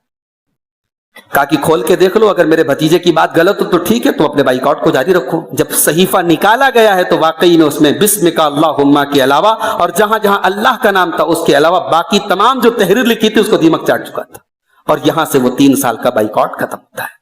میرے بھائیوں، اس کے بعد اب اللہ کے نبی کو یہ احساس تو ہونے لگا تھا کہ اب مکہ کی سرزمین میرے لیے بہت تنگ ہو رہی ہے، اب مجھے مکہ کے باہر نکلنا چاہیے۔ مکہ کے باہر ایک مقام پڑتا ہے طائف۔ آج بھی آپ جو حج کرنے گئے، عمرہ کرنے گئے، انہوں نے دیکھا ہوگا طائف بڑا خوبصورت علاقہ ہے، پہاڑی علاقہ ہے۔ طائف گئے آپ، اس زمانے میں آپ طائف پیدل گئے، 100 کلومیٹر پیدل گئے، کیسے گئے ہوں گے، اللہ اکبر۔ آج ہم لوگ سفر کرتے ہیں، اللہ کے دین اور دعوت کے راستے میں بھی سفر کرتے تو پوری سہولتوں کے ساتھ کرتے، کوئی سہولت میں کمی آ جائے تو ہمارے ماتھوں پر شکنیں پڑ جاتی۔ ہمارے نبی نے کیسے وہ 100 کلومیٹر کا سفر پیدل کیا ہوگا۔ گئے آپ طائف، اور طائف کے بڑے بڑے چودھریوں سے پہلے آپ نے ملاقات کی، ان کو توحید سمجھایا، ان کو اسلام سمجھایا۔ انہوں نے کلمہ پڑھنا تو دور کی بات، انہوں نے مذاق اڑایا، کہا کہ اللہ کو کوئی اور نہیں ملا تو تم ملے، تو تم کو نبی بنایا اللہ نے۔ انہوں نے نبی کو الٹے سیدھے جوابات دیے۔ اللہ کے نبی نے کہا اچھا ایک کام کرو، تم میری بات نہیں مانتے کوئی بات نہیں، لیکن تم خاموش رہو، اس بات کو لیک مت کرو، مجھے سیکرٹ طریقے سے اپنی دعوت پھیلانے دو۔ مگر یہ بھی انہوں نے نہیں کیا۔ اللہ کے نبی صلی اللہ علیہ وسلم تقریباً 1 ہفتہ تک طائف میں رہے۔ 1 ہفتے تک ایک بندہ آپ کے اوپر ایمان نہیں لایا۔ طائف کی وہ پہاڑوں کی وادی میرے نبی کے لیے پہاڑ بن گئی، ان کے سینے پہاڑوں کے جیسے سخت بن گئے، اور ایک ہفتہ تک اللہ کے نبی طائف کے گھر گھر اور در در جا کر کے انہیں توحید کی دعوت دینے کے بعد جب مایوس ہو گئے اور جب وہاں سے نکلنے لگے تو اللہ اکبر، طائف کے گلیوں میں اور راستوں میں جب نبی چلتے تھے تو دونوں طرف سے اس طائف کے جو اوباش اور کرمنل اور بدماش اور گنڈے ٹائپ کے جو لوگ تھے وہ میرے نبی پر پتھر برساتے تھے۔ آپ تصور کیجئے میرے نبی، سلام اس پر کہ جو مجروح ہوا بازار طائف میں، سلام اس پر کہ جو چاڑے میں خاک کے بستر پہ سوتا تھا، سلام اس پر کہ جس کے گھر میں چاندی تھی نہ سونا تھا، سلام اس پر کہ ٹوٹا بوریا جس کا بچھونا تھا، سلام اس پر جو دنیا کے لیے رحمت ہی رحمت ہے، سلام اس پر کہ جس کی ذات فخر آدمیت ہے۔ اس نبی نے پتھر کھائے ہیں طائف، کس کے لیے کھائے بھائی؟ ہمارے اور آپ کے لیے کھائے۔ اس نبی نے یہ تکلیفیں نہ اٹھائی ہوتی اور اسلام اس انجام تک نہ پہنچا ہوتا تو آج ہندوستان کی اور بنارس کی سرزمین پر ہم اور آپ مسلمان نہ ہوتے۔ قیامت تک جتنے مسلمان آئیں گے وہ جو بھی نیکیاں کریں گے کہیں نہ کہیں ان نیکیوں کا بدلہ اور صلہ جناب محمد رسول اللہ صلی اللہ علیہ وسلم کو ملتا رہے گا، کیونکہ اسلام کا شجر تو آپ نے لگایا ہے میرے بھائی۔ طائف میں پتھر کھایا آپ نے، اس کے بعد طائف سے آپ نکلے، طائف سے لہو لہان ہے، جوتوں میں خون جمع ہے، طائف سے 3 کلومیٹر دور کھجور کے باغ میں داخل ہوتے ہیں، اللہ کی بارگاہ میں ہاتھ اٹھاتے ہیں اور کہتے ہیں اللہ تو نے مجھے کس کے حوالے کر دیا ہے؟ الی بعید یتجہمنی، اے اللہ یہ ایسے لوگوں کے حوالے کر دیا جو میرے دشمن بن گئے، لیکن اے اللہ لکل اتبع حتی ترضا، اے اللہ تو راضی ہے تو مجھے کوئی پرواہ نہیں ہے، تو ناراض ہو جائے تو یہ مجھے ٹینشن دے گی، لیکن تو اگر راضی ہے یہ پتھر مجھے برداشت ہے، یہ تکلیفیں مجھے برداشت ہیں، یہ لہو لہان ہونا مجھے برداشت ہے۔ اسی موقع پر حضرت جبریل آئے، کہا اے اللہ کے نبی آپ اجازت دیجئے، پہاڑوں کا فرشتہ اجازت مانگ رہا ہے، ان طائف والوں کو پہاڑوں کے بیچ میں رکھ کے پیس دیا جائے۔ مگر اس نبی نے اس موقع پر بھی رحمت کا ثبوت دیا، کہا نہیں، مجھے امید ہے کہ ان کی آنے والی نسلیں ایمان لائیں گی، ان کی آنے والی نسلیں توحید پر آئیں۔ اور آپ کو ایک حیرت کی بات بتاؤں، اسی طائف کی سرزمین سے خالد بن ولید جیسا انسان پیدا ہوا تھا۔ خالد بن ولید اسی ثقیف، اسی طائف کے قبیلے سے تعلق رکھتے تھے، اس قبیلے سے بہت بڑے بڑے لوگ اسلام لائے، یہ نبی کی دعا کی برکت تھی۔ نبی نے امید ظاہر کی کہ آنے والے دور میں یہاں سے لوگ اسلام قبول کریں۔ پھر آپ مکہ پہنچے، پھر آپ کی زندگی میں ایک اور ٹینشن کی چیز آئی، آپ کے چچا ابو طالب کا انتقال ہو گیا۔ وہ چچا جس نے ہر موڑ پر آپ کا ساتھ دیا، جن کی وجہ سے مکہ والوں کو آپ کے اوپر ڈائریکٹ کوئی حملہ کرنے میں ہچک ہوتی تھی، چچا کا انتقال ہو گیا۔ اور اس سے زیادہ تکلیف کی بات یہ تھی کہ چچا انتقال جب کر رہے تھے، نبی اکرم صلی اللہ علیہ وسلم نے بہت چاہا کہ چچا کلمہ پڑھ لے، مگر کلمہ نہیں پڑھ پائے۔ وہی باپ دادا کی اندھی محبت، چچا کے سامنے آپ کلمہ پیش کر رہے ہیں اور بغل میں ابو جہل بیٹھا ہے، ابو جہل کہہ رہا ہے خبردار ابو طالب، اپنے باپ دادا کا مذہب مت چھوڑنا۔ اور آخری جملہ جو ابو طالب کی زبان سے نکلا وہ کیا نکلا؟ علی ملت عبد المطلب، میں اپنے باپ عبد المطلب کے مذہب پہ دنیا سے جا رہا ہوں۔ ابو طالب چلے گئے، اسی مذہب پہ، کلمہ نہیں پڑھا انہوں نے۔ نبی کو ڈبل تکلیف ہے، چچا کے جانے کا بھی دکھ ہے اور چچا کے کلمہ نہ پڑھ پانے کا بھی دکھ ہے۔ پھر کچھ ہی دنوں کے بعد آپ کی وفادار اور وفا شعار اور جانثار بیوی حضرت خدیجہ رضی اللہ تعالی، جن کی موجودگی میں آپ نے دوسرا نکاح نہیں کیا، ان کا انتقال ہو گیا۔ یہ ڈبل صدمہ تھا اللہ کے نبی کے، ایک انٹرنل سپورٹ حضرت خدیجہ سے، ایک ایکسٹرنل سپورٹ حضرت ابو طالب سے ملتا تھا، یہ دونوں سپورٹ ختم، اور طائف میں بھی آپ وہ تکلیفیں جھیل کر کے آئے ہیں۔ اب اس موقع پر اللہ تعالیٰ نے اپنے نبی کی تسلی کے لیے معراج کا سفر کرایا۔ اب وہ معراج کے سفر میں بڑی تفصیلات ہیں، اس میں ہمارے اور آپ کے لیے جو بہت پوائنٹ کی چیز ہے وہ یہ کہ معراج کے اس پورے سفر میں جو سب سے خاص باتیں ہیں وہ یہ کہ اللہ تعالیٰ نے آپ کی امت پر نماز فرض کی، اور جب وہ نماز فرض کی اللہ نے 50 ٹائم کی نماز فرض کی، مگر وہ نبی جسے اپنی امت کی بھلائی محبوب تھی، اپنی امت کو وہ نبی تکلیف میں نہیں دیکھ سکتے تھے، نبی نے سفارش کر کر کے 50 سے 5 کروائی، اور جب 5 کروا دی حضرت موسیٰ نے کہا آپ کی امت 5 بھی نہیں پڑھ پائے گی، تو اللہ کے نبی نے کہا نہیں اب مجھے شرم آتی ہے، میں اس سے کم نہیں کرواؤں گا۔ اللہ کی طرف سے آواز دی گئی کہ امضیت فریضتی وخففت عن عبادی، میں نے بندوں کا بوجھ بھی ہلکا کر دیا اور میں نے جو چیز فرض کرنی تھی فرض کر دیا۔ 5 ٹائم کی نمازیں آپ پڑھیں گے اور آپ کو 50 کا ثواب ملے گا، یہ آپ کی امت کو ایک انعام ملا، ایک تحفہ ملا۔ ساری نمازیں، ساری عبادتیں جبریل لے کر کے آئے، لیکن نماز 7واں آسمان کے اوپر فرض کی گئی، یہ نماز کی اہمیت ہے۔ اور اس کے بعد معراج کے سفر سے آنے کے بعد اب اللہ کے نبی کی زندگی کا جو دوسرا دور ہے، مدنی دور، وہ بہت جلدی شروع ہوتا ہے۔ کیونکہ اب اللہ کے نبی محسوس کر رہے تھے کوئی ایسا علاقہ جہاں اسلام کو ہم محفوظ کر سکیں اور جہاں مسلمان ایک طاقت بن کر کے پیدا ہوں. چنانچہ مدینہ کے کچھ لوگ مینا کی ایک گھاٹی میں آتے ہیں اور نبی کے ہاتھ پر بیعت کرتے کہ اے اللہ کے نبی ہم جان سے، تن سے، من سے، دھن سے آپ کا ساتھ دیں. اے اللہ کے نبی ہمارے گھر بار آپ کے لیے کھلے ہیں، آپ جب آئیں ہمارے دروازے آپ کے لیے، ہمارے دل کے دروازے آپ کے لیے. آپ نے اپنے صحابی حضرت مصعب ابن عمیر کو بھیجا کہ جاؤ تم مدینہ میں جا کر کے اسلام کی تبلیغ کرو. مصعب ابن عمیر ایک فیشنیبل نوجوان تھے، خوبصورت کپڑا پہننے والے نوجوان تھے، مگر اسلام لانے کے بعد ان کی زندگی کا مشن ہو گیا مجھے اسلام کی تبلیغ کرنا ہے.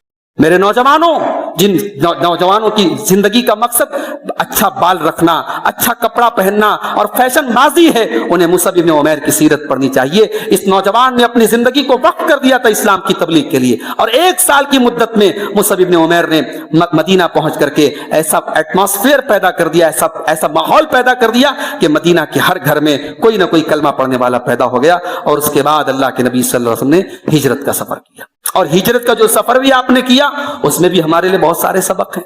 آپ اللہ ایسا بھی کر سکتا تھا کہ اپنے نبی کے لیے کوئی قالین بھیج دیتا، اللہ کے نبی آرام سے قالین پہ سو جاتے اور قالین ہوا میں اڑتا اور مکہ سے مدینہ پہنچ جاتا. مگر نہیں، نبی نے مکہ سے مدینہ کا 480 کلومیٹر کا جو یہ سفر کیا ہے، اس سفر میں ہمارے لیے ہزاروں نصیحتیں میرے بھائی. اس میں پلاننگ ہے. اس میں اللہ کے نبی نے ایک آدمی کو اپنا گائیڈ بنایا، اور وہ آدمی بھی مسلمان نہیں ہے، غیر مسلم ہے. اس غیر مسلم کو آپ نے گائیڈ بنایا اور مکہ سے مدینہ کا جو نارمل راستہ ہے اس کو اپنانے کے بجائے آپ نے سمندر کے کنارے والا راستہ اپنایا. 3 دن تک آپ غار ثور میں ٹھہرے رہے. 3 دن تک ابو بکر صدیق رضی اللہ تعالیٰ عنہ کی بیٹی وہاں پہ ٹفن لاتی رہی، ان کے بیٹے مکہ والوں کی خبریں لاتے رہے، ان کا غلام بکریوں کو لا کر کے دودھ پلاتا رہا. وہ پورا واقعہ پڑھنے کے لائق ہے میرے بھائی. اسلام صرف زبان سے اللہ اللہ کہنے کا نام نہیں. نبی کی مکی زندگی ہمیں یہ بھی سبق دیتی ہے کہ اسلام صرف زبان سے اللہ اللہ کہنے کا نام نہیں ہے. اسلام ایکشن کا نام ہے، اسلام عمل کا نام ہے، اسلام محنت کا نام ہے، اسلام قربانی کا نام ہے. آپ صرف یہ کہہ دیں کہ صاحب اللہ ہماری مدد کرے گا، آپ کیا کر رہے ہیں؟ آپ کا عمل اور آپ کا ایمان اگر درست ہوگا تب اللہ مدد کرے گا. آپ شرک کرتے رہیں، آپ اللہ کو ناراض کرتے رہیں، جہاں جی چاہے سر جھکاتے رہیں، بدعات کرتے رہیں، خرافات کرتے رہیں، اللہ کی مدد کبھی نہیں آئے گی. اللہ کی مدد تب آئے گی جب آپ وہ ایمان پیدا کریں گے. فضائے بدر پیدا کر، علامہ اقبال نے کہا تھا نا، فضائے بدر پیدا کر، تو بدر والا ماحول پیدا کر، آج بھی فرشتے تیری مدد کو آسمان سے اتریں گے. اور جب اللہ کے نبی مکہ چھوڑ کے جا رہے تھے، آج لوگ ہم سے پوچھتے ہیں نا، یہ سوال اکثر پوچھا جاتا ہے کہ آپ پہلے انڈین ہیں کہ پہلے مسلم ہیں. یہ سوال ہی سرے سے غلط ہے. ہم ایک وطن کی حیثیت سے انڈین ہیں اور ایک مذہب کی حیثیت سے ہم مسلمان ہیں. اب کوئی پوچھے صاحب آپ کو اپنے وطن سے محبت کتنی ہے، تو ہمیں اپنے وطن سے اتنی ہی محبت ہے جتنی ہمارے نبی کو اپنے وطن سے تھی. ہمارے نبی جب اپنے وطن کو چھوڑ کے جا رہے تھے اور آخری نگاہیں آپ نے مکہ کی طرف ڈالی تھی تو آپ نے کہا تھا انک لاحب البلاد الی، اے مکہ تو مجھے جان سے پیارا ہے، میں تجھے کبھی چھوڑ کے نہ جاتا، لیکن تیرے باشندے مجھے نکلنے پر مجبور کر رہے ہیں. میرے بھائیوں، مکہ بہت مقدس شہر ہے، مگر اسی مکہ کے رہنے والوں نے نبی کو وہاں سے نکلنے پر مجبور کیا. جگہ بہت مقدس ہے مگر وہاں کے رہنے والوں نے اپنے عمل اور کردار سے اپنا تقدس کھو دیا. اس سے یہ سبق بھی ملا کہ ضروری نہیں کہ آپ کا خاندان اچھا ہے تو آپ بھی اچھے ہوں، آپ کسی اچھی جگہ کے رہنے والے تو آپ بھی، آپ کا عمل، اللہ کے نبی کی وہ حدیث ہمیشہ یاد رکھیے، من بطأ بہ عملہ لم یسرع بہ نسبہ، جس کا عمل اس کو پیچھے کر دے اس کا نسب اس کو آگے نہیں کر سکتا. آپ فلاں حاجی صاحب کے بیٹے ہیں، فلاں علامہ صاحب کے پوتے ہیں، بہت بڑے مولوی صاحب کے آپ بیٹے ہیں، اللہ کے یہ نہیں دیکھا جائے گا، اللہ کے آپ کا عمل دیکھا جائے گا. نوح علیہ السلام کا بیٹا ڈوب گیا اور ابراہیم علیہ السلام کا باپ آزر جہنم میں جائے گا، اور اللہ کے نبی کے چچا ابو طالب کلمہ نہیں پڑھ پائے. تو شاعر کہتا ہے بغاوت پر ہو آمادہ تو ڈوبے نوح کا بیٹا، بغاوت پر ہو آمادہ تو ڈوبے نوح کا بیٹا، یہاں نام و نسب کی برتری سے کچھ نہیں ہوتا. ابو طالب کے قصے نے حقیقت کھول کر رکھ دی، نہ ہو آنکھیں تو گھر کی روشنی سے کچھ نہیں ہوتا. یہ چند نصیحتیں تھی جو اللہ کے رسول صلی اللہ علیہ وسلم کی مکی زندگی کی روشنی میں آپ کے سامنے بیان کی گئی. الغرض سیرت کا جو موضوع ہے میرے بھائیوں بڑا وسیع موضوع ہے اور ہم سب کو مطالعہ کرنا چاہیے. بڑی مشہور کتاب ہے الرحیق المختوم سیرت کی. میں آپ سب سے گزارش کرتا ہوں, نوجوانوں سے خاص طور سے, الرحیق المختوم کو زندگی میں ایک بار ضرور پڑھو. ہندی میں بھی ملتی ہے, اردو میں بھی ملتی ہے, پڑھ لو. نہیں پڑھ سکتے تو سن لو, انٹرنیٹ پر بھی آج کل بہت ساری کتابیں آڈیو کی شکل میں بھی ہوتی ہیں, آپ یوٹیوب پر سن لو. لیکن نبی کی سیرت کو ایک بار ضرور پڑھو میرے بھائی. ہمارے لیے بہت ساری نصیحتیں اور سبق ہیں. اللہ سے ہم دعا کرتے ہیں رب العالمین ہمیں اپنے نبی صلی اللہ علیہ وسلم سے صحیح اور سچی محبت کرنے کی توفیق عطا فرمائے. محبت کا دعویٰ کرنا بہت آسان ہے میرے بھائی. 10 روپے کا جھنڈا لگانے میں بائک میں کیا جاتا ہے, مکان کو جھنڈیوں سے سجانے میں کیا جاتا ہے. محبت کا اظہار کرنا بہت آسان ہے, محبت کو نبھانا مشکل ہے. نبھا کے دکھایا ہے صحابہ نے. ہمیں وہ محبت چاہیے جو نبی کے صحابہ نے کر کے دکھائی تھی. ہمیں وہ محبت نہیں چاہیے جو بعد میں لوگوں نے خود سے محبت کے اظہار کے طریقے بنا لی. اللہ ہمارے ان تمام بھائیوں کو, مجھے کسی کے خلوص پر شک نہیں, اللہ کی قسم ہمارے جتنے بھائی آج اس ربیع الاول کے مہینے میں اللہ کے نبی کی محبت کے نام پر بہت کچھ کرتے ہیں, ہمیں ان کے خلوص پر, ان کے دل میں رسول کی جو محبت ہے اس محبت پر ہمیں کوئی شک نہیں ہے. مگر میرے بھائی محبت کا اظہار کرنے میں بھی ہم اس رسول کے بتائے ہوئے طریقے کے پابند ہیں. ہم محبت کا اظہار اپنے من سے نہیں کر سکتے. نبی کی وفات ہوئی تھی, حضرت عمر فاروق نے کہا تھا کہ اللہ کی قسم محمد الرسول اللہ کو کی وفات نہیں ہوئی ہے, اور جو یہ کہے گا کہ آپ دنیا سے چلے گئے میں اس کی گردن مار دوں گا. مگر بعد میں جب ابوبکر صدیق رضی اللہ تعالیٰ عنہ آئے اور انہوں نے خطبہ دیا اور خطبے میں قرآن کی آیت پڑھ کے کلیئر کر دیا کہ نہیں, اللہ کے نبی صلی اللہ علیہ وسلم اللہ تعالیٰ کی طرف سے جو موت سب کو آتی ہے, آپ صلی اللہ علیہ وسلم کی بھی وفات ہو چکی ہے. جب حضرت عمر یہ حقیقت جان گئے تو زمین پر گر گئے اور کہا کہ مجھے یقین آ گیا. تو محبت ظاہر کرنے میں بھی آپ شریعت کے پابند ہیں. آپ اپنے من سے محبت ظاہر نہیں کر سکتے, کوئی بھی کام کر لیں.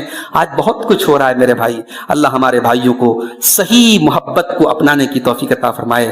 اللہ تعالی ہمارے دلوں میں رسول اکرم کی, آپ کے صحابہ کی, آپ کے اہل بیت کی, آپ کے چہتوں کی محبت ڈال دے. اللہ ہمیں بدعات و خرافات سے بچائے. اللہ ہمارے ملک کی حفاظت فرمائے. ملک کو نفرت کی آگ میں جھونکنے والی تمام طاقتوں کو اللہ ناکام کر دے. اللہ اس ملک کے بھائی چارے کو, اس ملک کے امن چین اور سلامتی کو برقرار رکھے. رب العالمین اس ملک میں جو بھی طاقتیں ہمیں لڑانا چاہتی ہیں اور اس ملک میں خون خرابہ کرنا چاہتی ہیں, اللہ ایسی تمام طاقتوں کو جڑ سے اکھاڑ پھینکے. اللہ تعالیٰ ہر شے پر قادر ہے. وہ جسے چاہتا ہے عزت دیتا ہے, جسے چاہتا ہے ذلت دیتا ہے. اقتدار اور کرسی اس کے ہاتھ میں ہے. ہم تو یہی دعا کریں گے اللہ اس ملک کا اقتدار ہمیشہ عدل کرنے والوں اور انصاف کرنے والوں اور امن اور چین کی بات کرنے والوں کے ہاتھ میں اللہ تھما دے. اللہ ہمیں سے جو بیمار ان کو شفا عطا فرمائے. آج کا یہ پروگرام جن بھائیوں کی محنت سے ہوا ہے, اللہ ان کی محنتوں کو قبول فرمائے. اللہ ہماری روزی روٹی میں بھی برکت عطا فرمائے, ہمارے کاروبار میں برکت عطا فرمائے. رب العالمین جب تک ہمیں دنیا میں زندہ رکھے, اسلام پر زندہ رکھے, اور ہم سب کا خاتمہ ایمان پر ہو.